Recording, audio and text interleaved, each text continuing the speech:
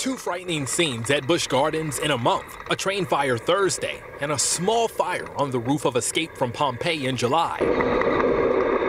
James City County Fire Marshal says the train fire was an accident caused when a propane leak ignited. The fire at Escape from Pompeii caused when components of the roof were exposed to heat from one of the flame effects in the ride. However, both fires raising questions about safety at the park. James City County's Building Safety and Permits Director Tom Coghill says they conduct 2 inspections a year at the amusement park. Coghill says this week they were in the middle of their mid-season amusement device inspection. That's for all the rides, including trains. There are 3 trains at Busch. Coghill says his inspector checked at least 1 train but didn't get a chance to get to the other train before it caught on fire. Coghill says the safety division is still in the middle of its mid-season inspection. If the inspector sees something that is alarming, then he comes to me immediately, but so far there isn't anything of that nature. Busch Gardens officials released another statement Friday afternoon.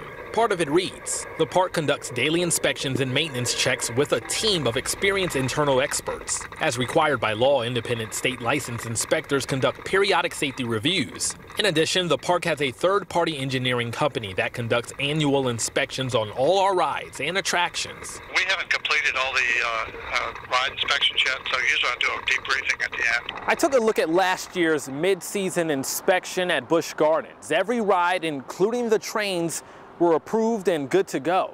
Coghill says that was the same for this year's pre-season inspection. In Williamsburg, I'm Nico Clemens, 13 News Now.